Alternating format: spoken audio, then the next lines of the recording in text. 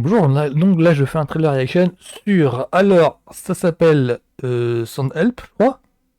Ouais, Sound Help. Alors, le truc qui se passe, c'est que Sound Help, c'est le nouveau film de Sam Raimi, réalisé par Sam Raimi avec Dylan O'Brien. Alors, Sam Raimi, pour ceux qui connaissent pas, c'est le réal culte de Evil Dead, Darkman, Mort au vif. Qu'est-ce que j'oublie encore Drag Me Help, c'est juste comment on fait en français. Je l'aime beaucoup aussi pour Mort sur le grill. C'est le film qu'il a fait juste après Evil Dead. Enfin, grosso modo, ouais, c'est une carrière que les cinéphiles série B, cinéphiles horreur connaissent. C'est un mec immanquable.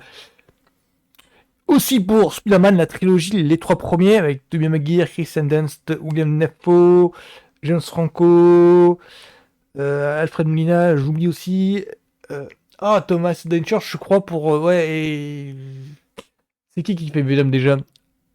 Ah zut, Topher Grace, voilà. Donc voilà, cette trilogie-là. Donc voilà, Sam Raimi, c'est quelqu'un qui compte en fait, et qui fait que chaque film est attendu. Il est un petit peu vieilli maintenant, parce que ça date de 80, en 2025. Mais chaque film, pour moi, c'est un événement. Donc là, je ne connais pas du tout. Donc son dernier film, c'était Doctor Strange 2. Mais il a l'habitude de faire des films, petits films indés entre des blockbusters. Il a cette manie-là, en fait, depuis les premiers Spider-Man, donc c'est absolument pas nouveau. Qu'est-ce qu'il y a encore? Alors, je ne connais pas du tout le pitch, mais vraiment, c'est le pitch débarque. Alors, j'avais vu, en fait, la nouvelle, j'avais vu la news circuler comme quoi il était intéressé de faire un petit film après Doctor Strange 2, comme il a fait au moment de... Non, c'est pas lui qui a fait... au moment des Spider-Man, il avait fait jusqu'en enfer entre 2 Spider-Man. Donc là, c'est typique de lui, ça. Je connais pas du tout le pitch du truc. Dylan O'Brien, que je vois au casting. Dylan O'Brien, c'est moi je le connais pour Teen Wolf. Il fait Styleski, donc le fils du shérif, joué par Dylan Ashby, alias Johnny Cage. Enfin, je vais m'embrouiller parce que grosso modo, Dylan O'Brien, il joue dans la série Teen Wolf. Teen Wolf, c'est une série où le héros est donc un ado qui se fait mordre, en fait, et c'est qu'il devient un loup-garou. Et il découvre en fait l'univers des loups-garous. Enfin, il découvre que dans son univers, lui, dans son monde à lui, les loups-garous, ça existe. Il devient, grosso modo, chef de meute, pour simplifier le truc. Mais je crois qu'aussi, il est connu pour le labyrinthe, je crois. Il en a eu 2. Le labyrinthe de Remède Mortel, je pense. Il a révélé dans Teen Wolf, mais il a une petite carrière ciné avec Labyrinthe 2. Enfin, une petite carrière ciné, mais si ça se trouve, le deuxième a fait un beat, je crois. Enfin, j'ai pas suivi du tout ce truc-là. Donc je connais pas du tout le pitch. Donc, je veux voir un petit peu ce que ça donne en fait. Mais avec Sam Raimi, j'y vais en confiance. Normalement c'est un petit film d'horreur, je crois, c'est ça?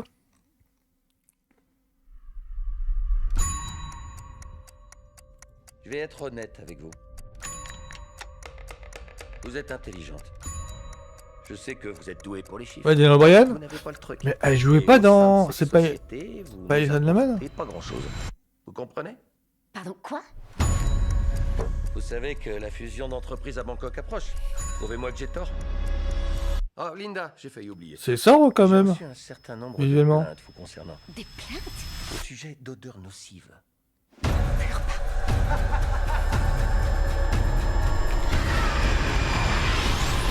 C'est ambiance un petit peu de ce qu'on va en faire. De naze.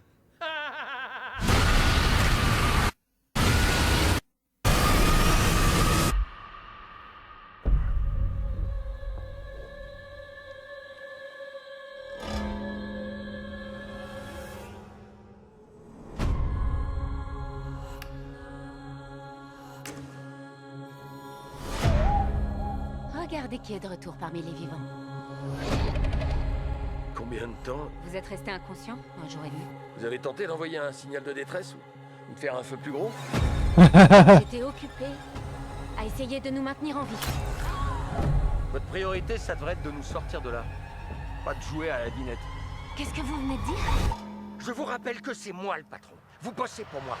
Sauf que là, on n'est plus au bureau, Bradley.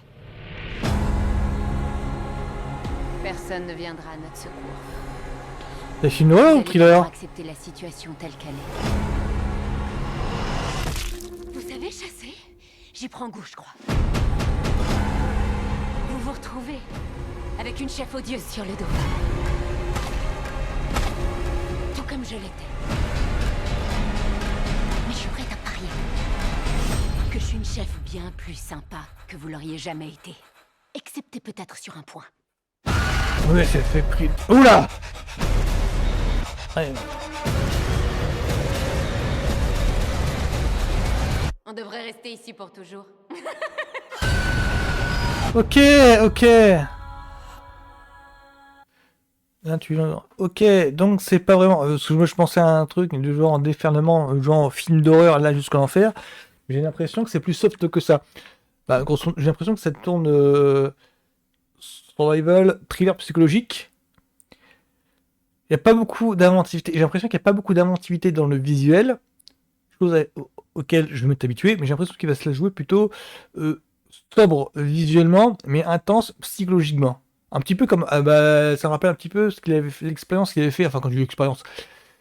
Il est connu pour une exubérance visuelle, on le voit avec Evil Dead, on le voit avec Mort en Vif, on le voit avec Darkman, où il expérimente beaucoup de choses visuellement, mais là, ça a l'air d'être plus dans la veine du un plan simple, ça a l'air d'être plus dans la veine du il y avait un plan simple, et puis intuition, voilà, intuition. Un plan simple, c'est bled paumé, peut-être pas dans l'Alaska, mais en tout cas dans le nord américain, neigeux, et une bande de copains trouve en fait un magot qui semble-t-il venir d'un avion qui passait. Et donc tout le film de un plan simple, c'était bah, comment ce magot-là va envenimer en fait, c'est l'aspect argent en fait qui tombe du ciel, comment ça va envenimer le groupe de potes et la femme. Un des potes. C'était un plan simple. C'est comment les mecs vont réussir à gérer en fait leur vie vénale. Que c'est les pecnos du coin et comment ils vont gérer ça. Dans Intuition, c'était l'histoire, c'était Kate Blanchett, il me semble, c'était dans une bourgade paumée encore, un petit bled.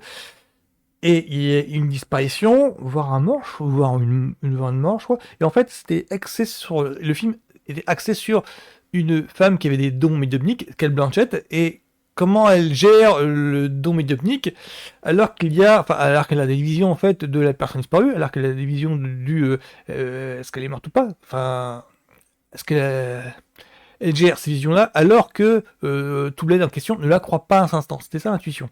Et j'ai l'impression qu'en fait celui-là se rapproche plus volontiers de ces deux films-là qui sont sobres visuellement, j'insiste, mais dans les tracas psychologiques sont intenses. Moi je les aime beaucoup, hein, le Un plan simple et Intuition, je les aime beaucoup.